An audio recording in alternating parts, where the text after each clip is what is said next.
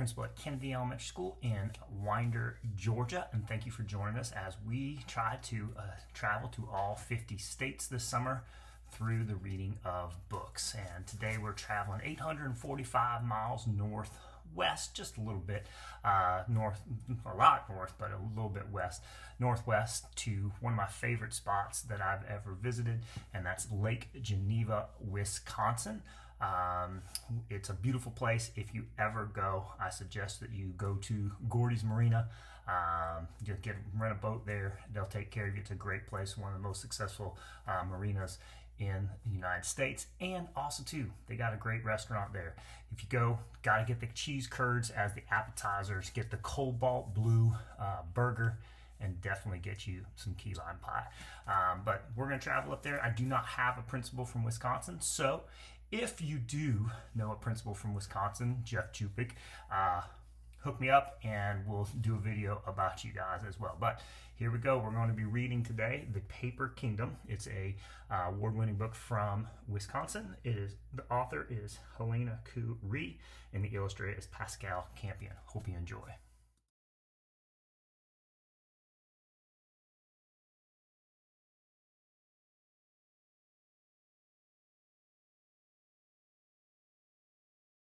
The Paper Kingdom by Helena Koo-Ree, illustrated by Pascal Campion. The Paper Kingdom. Mama and Papa were night janitors. While they got ready for work, Daniel got ready for sleep.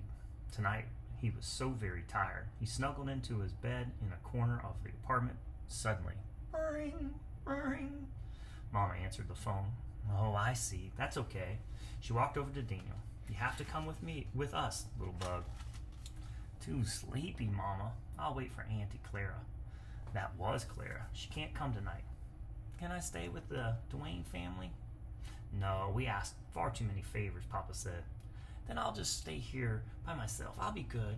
Papa shook his head no and helped Daniel change out of his pajamas.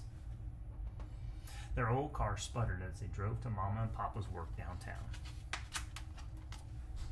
The big glass building always looked angry. It seemed to say, "Stay out." Can't I just sleep in the car?" Daniel asked. But Mama and Papa said no. They hurried Daniel inside and waved at Sam, the security guard. "Hello, Daniel," said Sam. "Wow, you've grown. Soon you'll be as tall as me."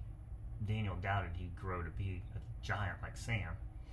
"I won't tell anyone he's here." Sam winked at Mama and Papa. "Thank you, Sam," Papa said as they got into the elevator. Daniel was so tired he felt like crying. "When can we leave?" Mama and Papa didn't answer. From a big closet they got brooms, mops, sprays, vacuums, and buckets. So many tools. Daniel sneezed. "Phew, why is that stuff so dirty?" "Because they keep the kingdom clean," said Mama. Daniel was confused. What kingdom? "The Paper Kingdom," Papa said. "Didn't we tell you before? This is the land of the Paper King." "The Paper King?" Now Daniel felt awake. "How come I never saw him? Where is he?" "Let's go see," Mama said. "Maybe he's in the throne room."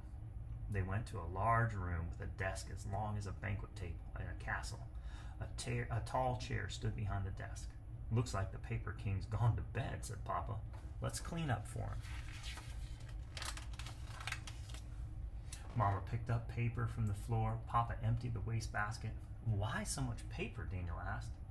"It's the Paper Kingdom, remember?" said Papa. "The king checks all the paper, and if anything has a mistake, out it goes." Papa vacuumed. Sometimes he stopped to wipe his forehead. "But why do you have to clean the kingdom?" Daniel asked. Mama dusted. She sneezed as she worked.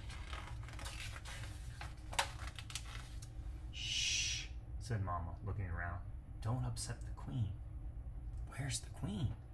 Papa led Daniel into the hallway. "She's usually over there, and she's the busiest of all. She sends paper to everyone in the kingdom." Mama dusted the queen's shelves. Daniel took a canister from Mama's cart to water the queen's plant. "Let's check out the bathroom," Papa said. "I don't have to go yet," said Daniel. "I know," said Papa, "but let's make sure dragons aren't hiding there." "Dragons?" Daniel scooted behind Papa. "Oh, don't worry. They work for the king," Papa said. They're small and friendly, but sometimes they hide because they're afraid. Afraid of what? Daniel asked. The king, said Papa, and maybe the queen. When they got to the bathroom, Daniel was glad no dragons were there. Papa cleaned each stall. Maybe they're in the kitchen, Papa said. Dragons love to eat.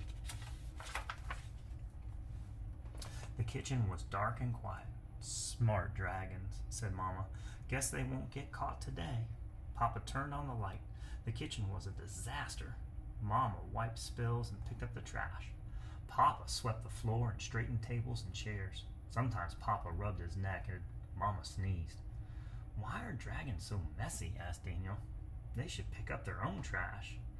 Mama said, maybe they ate in a rush and forgot to clean up. They don't mean to be naughty.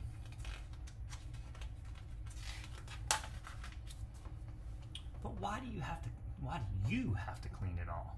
It made Daniel hurt inside to see Mama and Papa clean such a huge mess by themselves. Not fair. I'm going to yell at the dragons. He angrily threw a banana peel in the trash. Oh no, little bug. Only the king can yell at the dragons, Mama said. You know what that means. Daniel shrugged his shoulders. Someday you'll have to be king, Papa smiled. Then you can sit in the throne room and tell the dragons to be nice and neat. Daniel liked the sound of that.